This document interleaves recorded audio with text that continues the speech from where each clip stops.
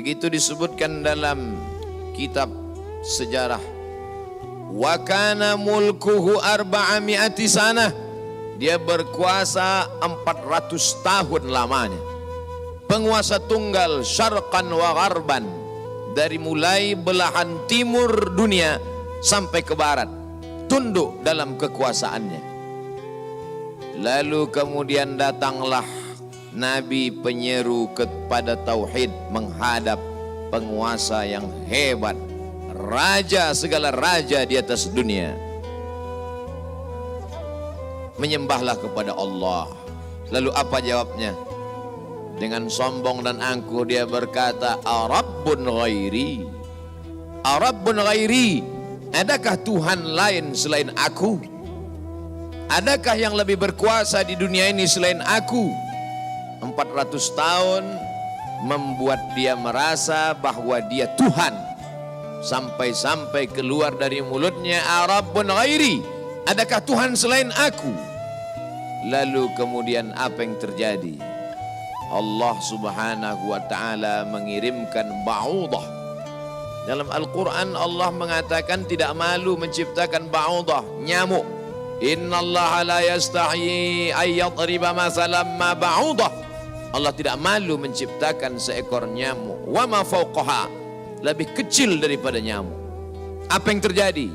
Nyamuk itu masuk ke dalam lubang hidungnya, terus ke dalam batang hidungnya, sampai ke otaknya, dan nyamuk itu pun menggigit otak di kepalanya.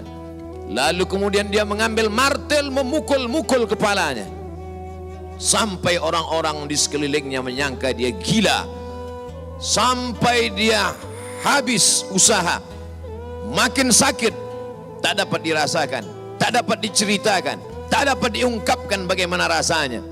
Dan akhirnya dia pun mati, dicatat dalam sejarah. Dia bernama Namruz. Begitu Allah bercerita tentang orang-orang angkuh dan sombong. Dia tidak mati disambar petir, dia tidak mati ditimpa batu besar, dia tidak mati karena sesuatu yang hebat, tapi dia mati karena makhluk yang hina, yang kita pun dapat membunuhnya dalam satu kali tepukan. Berpuluh nyawa nyamuk akan mati. Tapi begitu Allah Ta'ala ingin menunjukkan kesombongan, keangkuhan orang-orang yang merasa dirinya Tuhan, jawabannya adalah kuasa Allah Subhanahu wa Ta'ala. Hari berganti, musim berubah, dunia ini diisi oleh orang-orang yang angkuh dan sombong. Selesaikah dunia dengan matinya Namruz? Tidak. Lahir lagi generasi yang lebih canggih daripada Namruz, lebih kejam daripada Namruz. Apa yang dia lakukan? Yuzabbihuna abna'ahum wa yastahyuna nisa'ahum. Lebih sadis daripada Namruz. Anak laki-laki disembelih hidup-hidup, anak perempuan dibiarkan karena tidak melawan. Anak laki-laki yang dia nampak dalam mimpinya akan menarik mahkota kekuasaannya, anak perempuan dibiarkan melahirkan.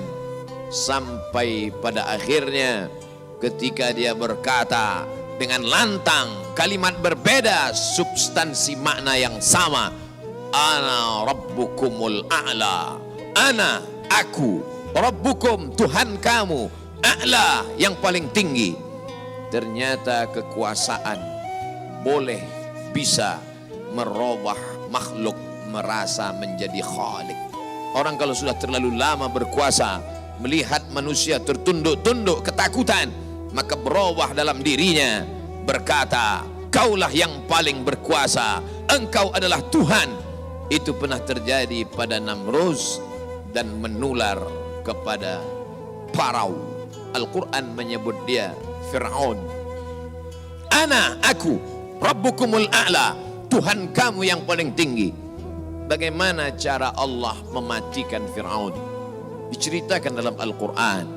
Falamma adrakahul gharaqu, ketika dia tenggelam di tengah laut merah, masuk air itu ke dalam tenggorokannya dan masuk ke dalam lehernya, terus ke dalam dan masuk ke dalam paru-parunya.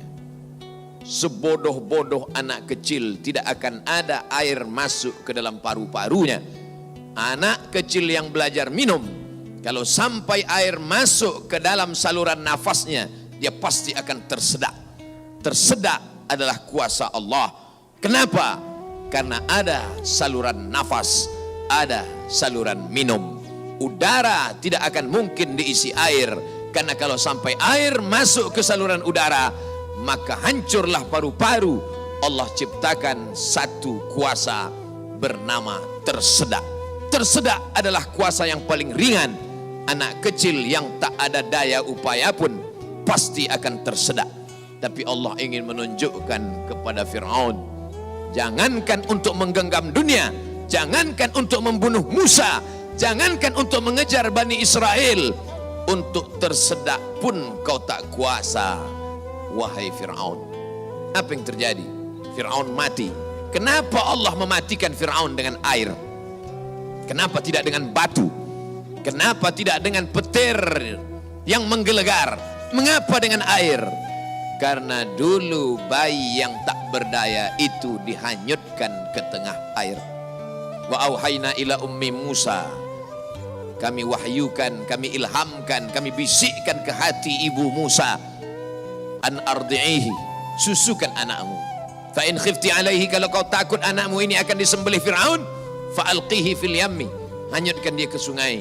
La takhafi, jangan kau takut, wala tahzani, jangan kau sedih, inna radduhu ilaiki, kami akan mengembalikannya kepada engkau sesuai dengan cerita yang kami kehendaki. Waja'iluhu minal mursalin, dan kami akan menjadikan dia salah satu daripada rasul yang kami pilih.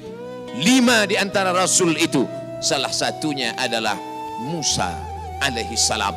Musa, bayi yang tak berdaya, dicampakkan ke laut, dicampakkan ke sungai Nil, selamat. Bayi yang tak dapat berenang, bayi yang tak ada kuasa, bayi yang tak ada daya upaya, selamat di atas air. Tapi penguasa, raja di atas raja, segalanya bukti-bukti kuasanya sampai hari ini menjadi bukti. Satu di antara 7 keajaiban dunia adalah piramid yang dibangun oleh Fir'aun. Tapi ternyata air yang dulu menyelamatkan bayi Musa, air yang sama menenggelamkan Fir'aun yang amat sangat berkuasa. Sekali lagi Allah ingin bercerita kepada manusia bahwa mudah bagi Allah melenyapkan makhluk-makhluk yang sombong, yang merasa diri gagah perkasa, manusia yang terkena penyakit amnesia, terlupa bahwa dia hanyalah makhluk, paru-parunya ciptaan Allah, udaranya titipan Allah, hembusan nafasnya dan tarikannya semua atas kuasa Allah. Mestinya dia berkata, la haula wa la quwata illa billah. Berakhir episode Fir'aun. Selesaikah dunia? Tidak. Muncul lagi mereka yang sombong-sombong. Macam-macam nama sejarah mencatat. Abu Lahab dengan bangganya berkata, sebelum Abu Lahab datang, datang lagi seorang pria perkasa dengan tentara bergajahnya bernama Abrahah. Dia ingin memindahkan Ka'bah karena baginya bisnis di Makkah harus dialihkan. Nun jauh di Yaman, berseberangan dengan Laut Merah, menyeberang ke Afrika. Maka ini Ka'bah harus dihancurkan. Dia bawa pasukan bala tentara, sampai akhirnya pasukan gajah tidak ingin bergerak. Gajah makhluk Allah, binatang, tahu mengenal Allah subhanahu wa ta'ala. Dia paksa gajah itu berdiri dengan pawang-pawangnya. Akhirnya gajah itu berjalan karena amat sangat terpaksa dan di bawah tekanan. Sampai akhirnya apa yang terjadi? Datang Abdul Muttalib membawa kunci Ka'bah. Dia serahkan kepada Allah. Dia katakan di depan pintu Ka'bah, inna lihadzal baiti rabban yahmi. Sesungguhnya Ka'bah ini ada Rabb, ada Allah yang menjaga dan memeliharanya. Bukan aku yang menjaganya, kuserahkan kepada penjaganya.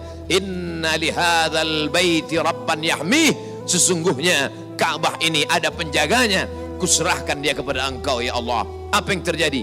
Fa arsalna alaihim tayran ababil. kami kirimkan kepada mereka burung ababil yang dibawanya tarmihim, melontar, melempar mereka pasukan Abraha bergajah bihijaratin, dengan batu-batu min sijil, yang dipanaskan di atas api neraka. Apa yang terjadi pada pasukan Abraha? Faja'alahum ka'asfim ma'kul, mereka seperti daun-daun yang dimakan ulat. Tahun peristiwa itu terjadi disebut dengan Amul Fil, tahun gajah, tahun kelahiran Sayyidina wa Maulana Muhammad sallallahu alaihi wasallam. Hari berganti, musim berubah, isi dunia sebenarnya itu-itu saja, namanya berbeda, tapi sebenarnya makhluknya itu-itu saja. Dia pernah bernama Namrus, dia pernah bernama Fir'aun, dia pernah bernama Abraha. Selesaikah dunia? Belum. Dunia terus berlanjut, melahirkan makhluk-makhluk. Ada yang rendah hati dan tawadu, ada yang zuhud dan ridha, ada yang mencari kemuliaan Allah, ibtigha'a mardatillah. Tapi ada yang dititipkan harta dan kuasa. Pertama dia merasa dia punya, lama-lama dia merasa alam semesta pun bersimpuh sujud di kakinya, karena dia lihat tidak lagi ada orang yang berani mendongakkan kepala, tidak lagi ada yang berkuasa, tidak ada lagi yang berani bersuara keras, lantang, semuanya ketakutan. Sampai akhirnya dia berkata dalam hati, aku adalah penguasa jagat raya. Kemana mereka semua? Mati. Ketika penguasa-penguasa dunia modern dengan kecanggihan teknologi berkata, kami bisa menangkal gempa.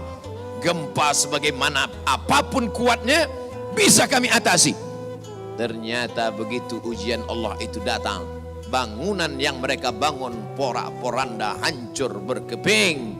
Datang lagi satu penguasa berkata, kami yang paling banyak jumlahnya di atas dunia, kami yang bisa menguasai alam semesta. Mana itu Tuhan? Mereka tak pernah mengenal Tuhan, karena mereka adalah komunis, karena mereka adalah ateis. Bagi mereka agama itu hanyalah candu.